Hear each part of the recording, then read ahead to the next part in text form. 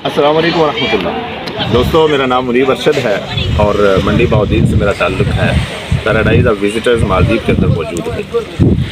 तो दोस्तों, आपको मालदीव का एक खूबसूरत कल्चर वो दिखाने जा रहा हूँ कि यहाँ पर रमज़ान के ऑनर में रमज़ान के लिए तकरीबन रमज़ान के शुरू से लेकर एंड तक ये बहुत सारी पार्टीज़ करते हैं और ख़ास तौर पर इनकी जो पार्टी होती है वो बीच के ऊपर पार्टी होती है। तो आप मेरे पीछे बैक पे देखें, ये इनकी जो दवीही ज़बान है, दवीही ज़बान के अंदर लिखा हुआ है ब्रेकिंग द फास्ट। ये नहीं कि हम यहाँ पर रोज़े को अफ्तार करेंगे और एक इंतहाई खूबसूरत कल्चर के साथ।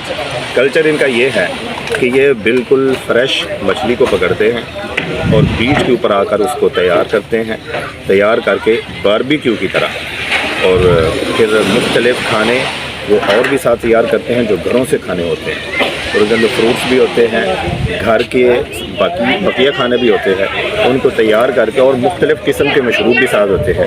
उनको यहाँ लाया जाता है।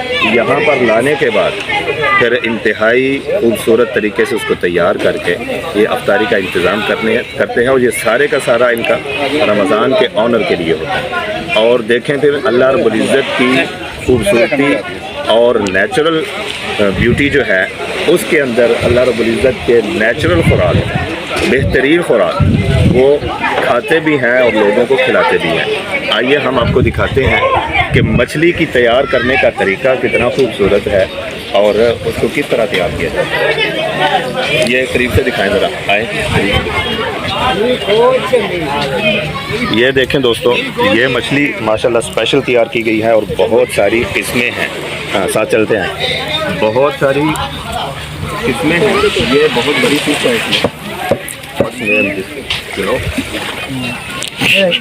ये देखें, एक बड़ी फ़िश भी है और हर किस्म की तकरीबन इसमें सबसे ज़्यादा जो यहाँ की बिकने वाली फ़िश है जो मालदीव की, वो है टूना फ़िश।